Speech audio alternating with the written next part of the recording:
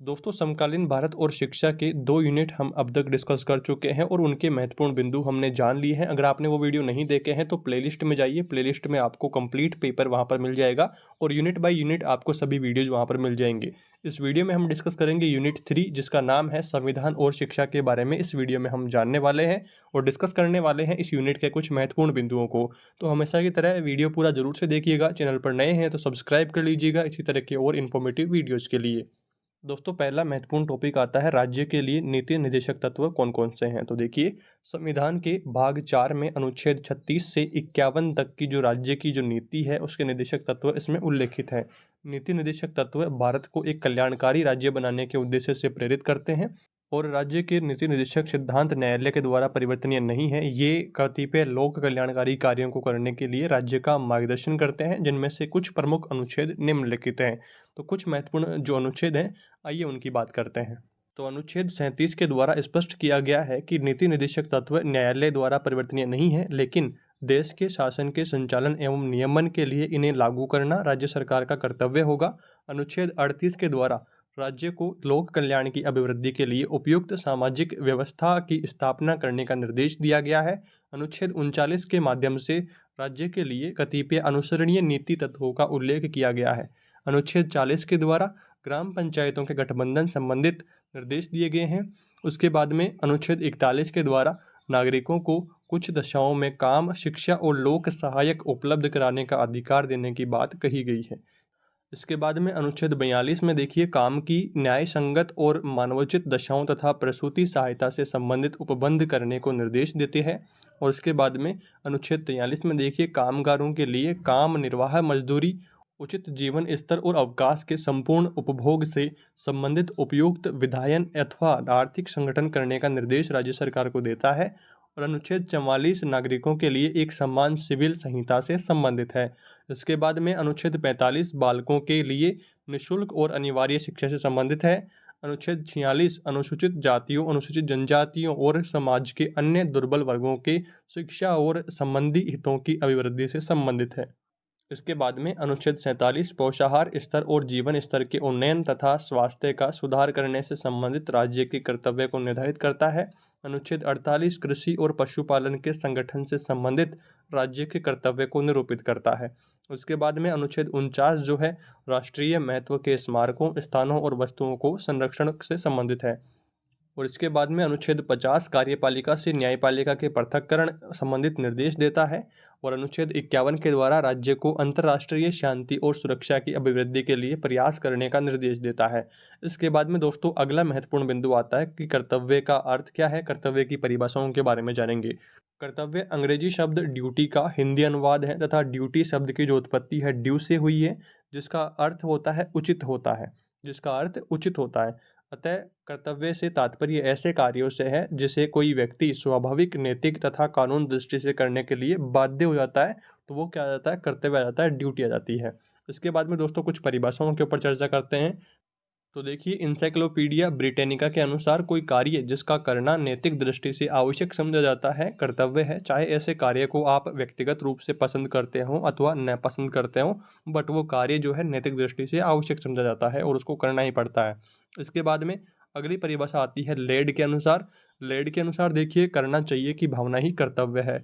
इसके बाद में बेन तथा पीटरसन के जो शब्द हैं उनमें देखिए, आचरण के वे नियम जो हमारे लिए बंधनकारी होते हैं अर्थात जो हमारे दायित्वों को स्पष्ट करते हैं उन्हें कर्तव्य कहते हैं। अतः कहा जा सकता है कि जिन कार्यों के संबंध में समाज एवं राज्य सामान्य रूप से व्यक्ति से यह आशा रखते हैं कि उसे वे कार्य करने चाहिए, उन्हीं को व्यक्ति के कर्तव्य की संज्ञा दी जा सकती है। कर्तव्यों के प्रकारों की बात करते हैं। प्राकृतिक कर्तव्य देखिए, पहला प्रकार है जिन कर्तव्यों का निर्वहन व्यक्ति स्वभावतः करता है वे प्राकृतिक कर्तव्यों की श्रेणी में आते हैं। जैसे अगर कोई माँ अपने बच्चे को दूध न पिलाए तो उसे न तो दंडित किया जा सकता है और न ही समाज से बहिष्कृत कर सकते हैं।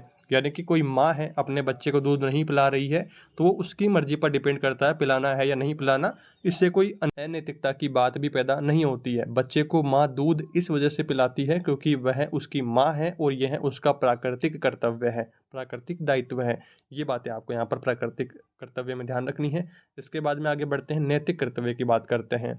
तो नैतिक कर्तव्य में देखिए, जिन दायित्वों का संबंध व्यक्ति की नैतिक भावना, अंतःकरण तथा उचित कार्य करने की प्रवृत्ति से होता है, उन्हें नैतिक कर्तव्य कहते हैं। राज्य द्वारा इन कर्तव्यों का संरक्षण नहीं किया जाता। नैतिक कर्तव्यों का पालन न किए जाने की दिशा में व्यक्ति का अंतःकरण उसे धिक्कार सकता है तथा समाज उसकी निंदा कर सकता है, लेकिन राज्य उन्हें उन कर्तव्यों के पालन हेतु मजबूर नहीं कर सकता।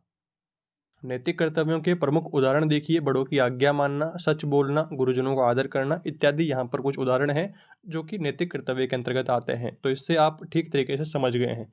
इसके बाद में देखिए कानूनी कर्तव्य, वे कर्तव्य जिनका पालन व्यक्ति राज्य के कानून द्वारा बाध्य होकर करता है। लोगों द्वारा इस प्रकार के कर्तव्यों को पालित न किए जाने पर राज्य उन्हें दंडित कर सकता है। कानूनी कर्तव्यों में राज्य भक्ति, करों का भुगतान करना तथा कानूनों का पालन करना इत्यादि आते हैं। इसके बाद में चौथा बिंदु है सामाजिक कर्तव्य। तो देखिए वे दायित्व जिन्हें वह समाज में रहने के कारण करता है। अनेक बार इच्छा न होने पर भी व्यक्ति सामाजिक दबाव के कारण इन कर्तव्यों को करता है। जैसे किसी ग्राम में श्रमदान से निर्मित होने वाली धर्मशाला अथवा सड़क में प्रत्येक ग्रामीण का योगदान अपेक्षित होता है। हालांकि किसी ग्रामीण के द्वारा उक्त दायित्व के निर्वहन न किए जाने पर अगर कोई सहयोग उसमें नहीं करेगा तो समाज उसे प्रत्यक्ष रूप से दंडित नहीं कर सकता तथा न ही राज्य की तरफ से उसे कोई सजा मिलेगी, लेकिन सामाजिक भावना एवं चेतना के समक्ष उसे झुकना पड़ता है तथा अपने तात्कालिक स्वार्थ को एक किनारे रख करके योगदान करना ही पड़ता है। तो ये क्या हो गया सामाजिक कर्तव्य। इसके बाद में बात करते हैं राष्ट्रीय कर्तव्य की। तो यह देखिए, यह व्यक्ति के वे दायित्व हैं जिन्हें वह संपूर्ण राष्ट्र के कल्याण के लिए करता है। उदाहरणार्थ राष्ट्र प्रेम, राष्ट्र हितों की रक्षा, राष्ट्र को खतरों से बचाना तथा राष्ट्र पर आए संकट के दौरान त्याग एवं बलिदान के नमूने प्रस्तुत करना। ये क्या हो गए, सारे राष्ट्रीय कर्तव्य में आ गए। इसके बाद में देखिए अंतर्राष्ट्रीय कर्तव्य। तो मानव मानव होने के नाते विश्व कल्याण हेतु जिन दायित्वों को निभाता है वे अंतर्राष्ट्रीय कर्तव्य की श्रेणी में आते हैं। किसी देश पर आई प्राकृतिक आपदा के दौरान अन्य देशों के लोग आपदाग्रस्त देश के निवासियों हेतु खाद्य पदार्थ, दवाइयाँ, नगद, आर्थिक सहायता इत्यादि भेजते हैं। अगर वे नहीं भेजेंगे तो इससे किसी को कोई फर्क नहीं पड़ने वाला है। उनके यह कार्य अंतर्राष्ट्रीय कर्तव्यों की श्रेणी में आते हैं। इन कर्तव्यों का निर्वहन नहीं किए जाने पर अगर वो नहीं भेजते हैं तो न तो व्यक्ति को कोई सजा मिलती है और न ही कोई तिरस्कार, लेकिन फिर भी लोग, संस्थाएं तथा राष्ट्र उन्हें अपना परम दायित्व मानते हैं और एक दूसरे की सहायता करते हैं। इसके बाद में दोस्तों बात करते हैं नागरिक की प्रमुख कर्तव्यों के बारे में। तो देखिए, पहला है राज्य देश के संविधान तथा कानूनों का पालन करना। दूसरा है अपने राज्य देश की स्वतंत्रता, एकता एवं अखंडता की रक्षा करना। तीसरा है अंतर्राष्ट्रीय सहयोग तथा मैत्री को प्रोत्साहित करना। इसके बाद में चौथा बिंदु है सार्वजनिक संपत्ति की सुरक्षा करना। पांचवा बिंदु है देश की संस्कृति को बनाए रखना। छठा बिंदु है प्राकृतिक, पर्यावरण एवं ऐतिहासिक स्मारकों की रक्षा करना। इसके बाद में दोस्तों आगे बढ़ते हैं और सातवां बिंदु आता है देश के प्रति प्रेम रख करके उसकी उन्नति, सुरक्षा हेतु बड़े से बड़ा त्याग करने के लिए तैयार रहना। आठवां बिंदु है बच्चों को अच्छा नागरिक बनाना। नौवां बिंदु है राज्य के करों का समय पर भुगतान करना।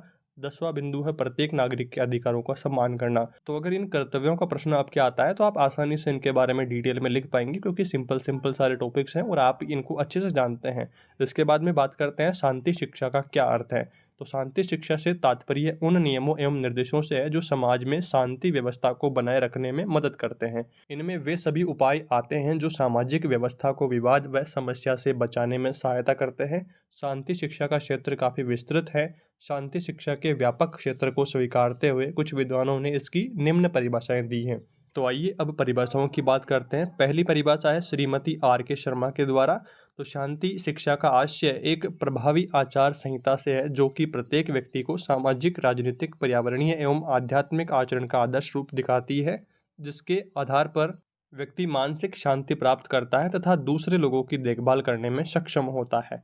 इसके बाद में अगली परिभाषा है जेम्स पेज के द्वारा। शांति शिक्षा के माध्यम से व्यक्ति विशेष का शांति के समर्थकों के मध्य आत्मविश्वास उत्पन्न किया जाता है, जो कि छात्रों को युद्ध एवं सामाजिक न्याय के प्रभाव, शांति के मूल्यों एवं सामाजिक संरचना के आदर्श स्वरूप का ज्ञान, संपूर्ण विश्व के प्रति प्रेम, शांतिपूर्ण भविष्य का निर्माण तथा स्वयं एवं अन्य लोगों की देखभाल संबंधित गतिविधियों एवं सूचनाओं को प्रदान करते हैं। इसके बाद में अगली परिभाषा है इयान हैरिस एवं जॉन साइनोट के अनुसार। तो शांति शिक्षा का आशय शिक्षण के उन सभी प्रयासों से है जो कि शांति की इच्छा की पूर्ति करते हैं, संघर्षों को समाप्त करने के लिए अहिंसक उपाय बताते हैं तथा असमानता एवं अन्याय को उत्पन्न होने से रोकने के लिए मानव में विभिन्न कौशलों का विकास करते हैं। इसके बाद में अगली परिभाषा है प्रोफेसर एस के दुबे के अनुसार। देखिए, शांति शिक्षा का आशय उस प्रक्रिया से है जिसमें ज्ञान की प्राप्ति, मूल्यों, अभिवृत्तियों, कौशलों, पर्यावरणीय संतुलन एवं सामाजिक शांति का विकास संभव होता है, जो कि एक आदर्श एवं आध्यात्मिक समाज के निर्माण का आधार होती है। यह समाज विभिन्न कलह एवं विवादों से पूर्णतः मुक्त होता है। उपरोक्त परिभाषाओं के आधार पर शांति शिक्षा की निम्न विशेषताएं प्रकट होती है। तो देखिए, कुछ प्रमुख विशेषताओं की बात करते हैं। पहली विशेषता आती है कि शांति शिक्षा का क्षेत्र बहुत व्यापक है, और उसके बाद में यह मानव के सर्वांगीण विकास का आधार है। यह सामाजिक व्यवस्था को विवाद से बचाने में सहायता प्रदान करती है, और यह समाज में शांति व्यवस्था को बनाए रखने में मदद करती है।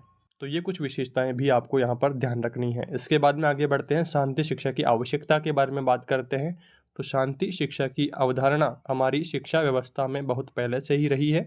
प्राचीन काल में राजा शिक्षित विद्वानों से, गुरुओं से एवं धर्मज्ञ पुरुषों से सलाह लिया करते थे। शांति की सलाह प्रत्येक शिक्षित एवं योग्य व्यक्ति द्वारा प्रदान की जाती थी। वर्तमान समय में अशांति की स्थिति ने इस शिक्षा को प्राथमिक स्तर से ही शांति व अहिंसा की भावना का बीज रोपित कर दिया जाए तो निकट भविष्य में संपूर्ण विश्व में शांति का साम्राज्य होगा। अतः वर्तमान समय में शांति शिक्षा की निम्नलिखित कारणों से आवश्यकता है। तो देखिए, पहला कारण है सामाजिक गुणों के विकास के लिए, दूसरा कारण है सामाजिक न्याय के विकास के लिए, तीसरा कारण है सामाजिक एकता के विकास के लिए, चौथा कारण है आदर्शवादी मूल्यों के विकास के लिए,